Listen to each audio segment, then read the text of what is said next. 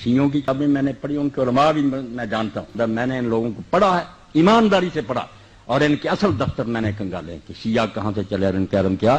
میں اللہ کو گواہ کر کے کہتا ہوں کہ ان میں بڑے بڑے فاضل پیدا ہوئے، ان کے پائے کا ایک بھی نہیں آپ دکھا سکتے.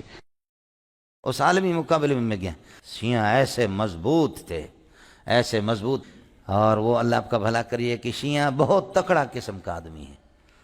یہ جو سرکاری ہماری بحث چلتی ہے اس میں شیعہ نے بڑا اچھا اعتراض کیا، سمجھ شریف میں ہے کہ نہیں، اور فاضل آدمی ہے اور بہت یعنی قابل، ایران سے فنون کے پڑھے ہوئے ہوتے ہیں، وہ بڑے فاضل لوگ ہوتے ہیں، یہ لوگ پڑھتے ہیں، سمجھے.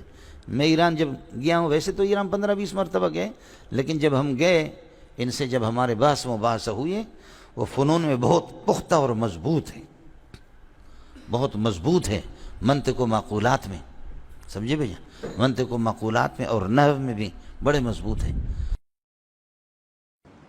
کہ ہمیں حضرت علی نہیں کہنا چاہیے، ہمیں مولا علی کہنا چاہیے، کہ میرے نبی ان کو ہمارا مولا بنا کے گئے.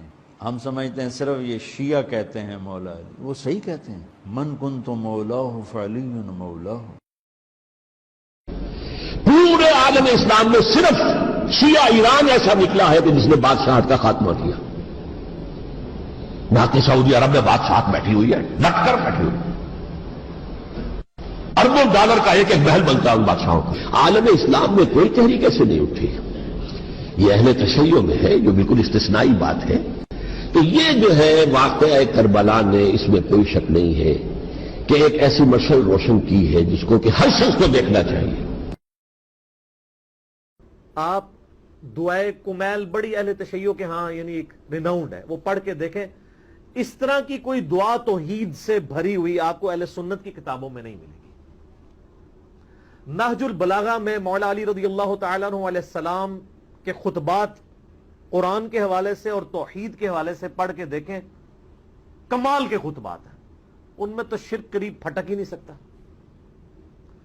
پھر اصول الکافی جو حدیث کی بنیادی کتاب ہے اہل تشیع کے ہاں، جس طرح ہمارے ہاں صحیح بخاری اور صحیح مسلم ہے، اس میں اگر آپ شروع میں چیپٹر پڑھیں کتاب الکفر والایمان، سر اتنی گاڑی توحید ہے اور اتنی ننگی تلوار ہے اس میں توحید کی کہ اس طرح کی آپ کو سخت احادیث بخاری مسلم میں نہیں توحید کے حوالے سے ملیں گی.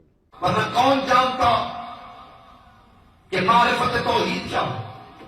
کس کو خبر ہوتی کہ خدا کیا ہے؟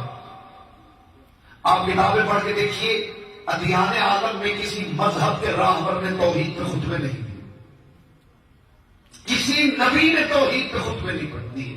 دورات پڑھیے، زبور پڑھیے، چاروں اناجیل پڑھیے، صحیفہ حبقوق، صحیفہ یرمیہ، صحیفہ ابراہیم، زرتشتیوں کی جامع صرف نامہ پڑھیے، ہندوؤں کی بھگوت گیتا پڑھیے، رامائن پڑھیے، مہابھارت پڑھیے، عالم اسلام کی کتابیں پڑھیے، کسی نبی نے بھی توحید پہ خطبے نہیں دیے. حتیٰ کہ سید الانبیاء نے بھی توحید پہ خطبے نہیں دیے.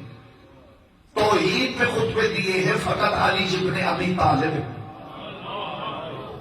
اور علی ہی کو دینے چاہیے تھے،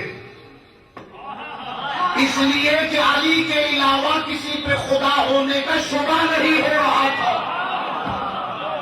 اور معصوم فرماتے ہیں کہ علی کا اور جلی کا آپس میں معاہدہ تھا.